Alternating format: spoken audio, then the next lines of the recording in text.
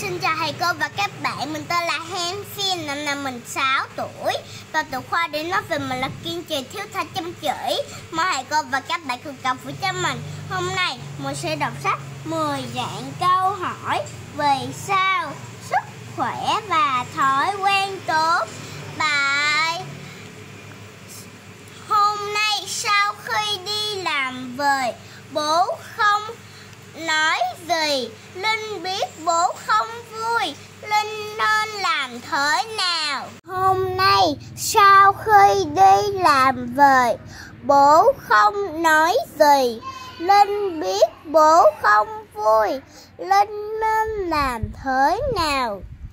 Linh nhìn thấy bố chỉ im lặng đọc báo, không cười nên biết là bố không vui. Linh hy vọng bố luôn vui vẻ. Linh nghĩ mình không vui, bố sẽ bới mình.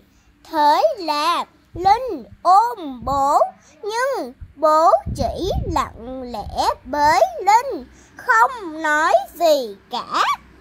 Linh lại nghĩ mang bánh cho bố ăn. Thế là Linh lấy chiếc bánh ngon nhất đưa lên miệng bố, nhưng bố lắc đầu. Linh thấy bố vẫn không cười, liền lấy tay vạch miệng mình là mắt xấu, lớn tiếng gầm: gừ gừ, ta là hổ đây.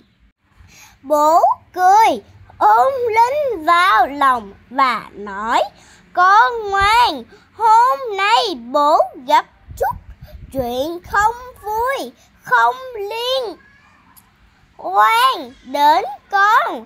Bố rất yêu con. Linh vui sướng mỉm cười. Mắt nhỏ, trẻ con rất nhạy cảm với những thay đổi cảm xúc của người lớn. Trẻ sẽ dùng mọi cách để chọc cho người lớn vui. Đây là cách biểu hiện tình yêu của trẻ đối với người lớn. Người lớn có buồn phiền thế nào thì cũng nên dùng tình yêu để đáp lại trẻ, không được trút giận lên trẻ. Bye bye thầy cô và các bạn, nhấn like và đăng ký kênh Thati cho mình nhé.